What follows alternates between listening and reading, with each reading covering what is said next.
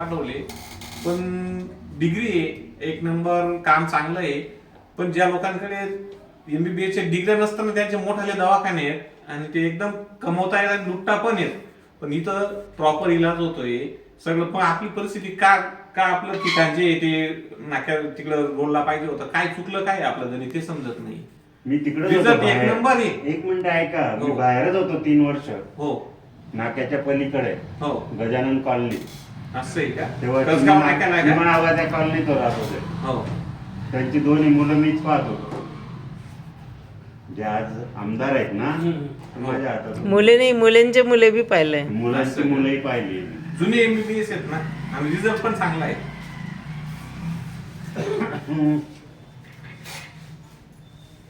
आता डोळ्यांचं फक्त मॅमच येत वाटतं, एक आम्हाला कोणी येतात ते आले तर आले, नाही आले तर विषय नाही. पण तुम्ही केव्हा आता रात्री आलोय आम्ही, रात्रीच्या वेळी सुद्धा तुम्ही आम्हाला इथं सर्व्हिस देताय ना. चांगलं काम करत राहायचं बस, एवढंच आमचा उद्देश आहे. लोकांना नाव काढायला पाहिजे. चला आणि आम्हाला लूटमार पटत नाही. पण जे आहे ते प्रांजळ सांगायचं होईल तर. काल माझ्या डोळ्यात त्रास होता, एवढा त्रास होता की मॅमने 1000 रुपये मागितले असते माझ्याकडून, लगेच दिले असते मी, एवढा त्रास होता मला. त्यांची फी पण मोजकी होती, 200 रुपये फी घेतली. परत उद्या येऊन जा, व्यवस्थित सल्ला वगैरे सगळं व्यवस्थित आहे बुवा तुमचं. तुम्ही फक्त पेशंट पाठवा आमच्या. पेशंट नक्की पाठवू, नक्की पाठवू. एवढंच आमचं म्हणणं हो. आहे की नाही? पाठवले पण आहेत सर मी. हा नाही, तुम्हाला नाव वगैरे आताचे लोक काय आहे, हो. भक्क्याकडे जाणार हा. आहे आपण. आणि आपलाच मुलगा ऐकत नाही. पहिली हो, गोष्ट अशी अशी गोष्ट आहे. आहे.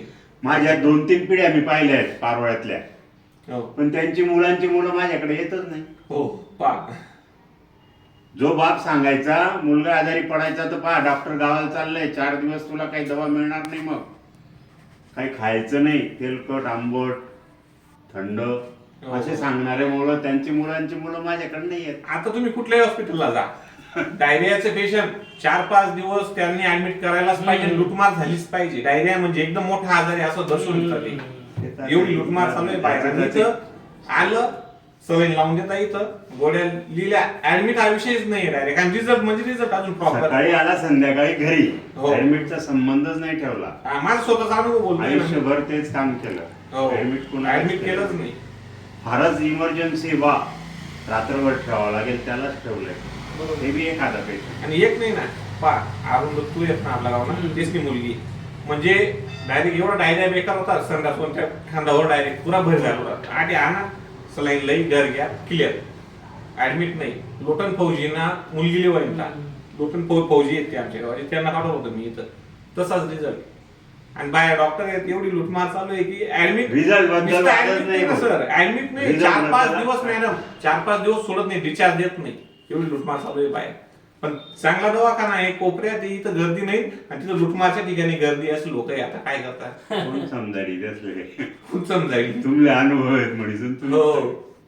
असं आहे. चला येतो सर. या चला मॅम.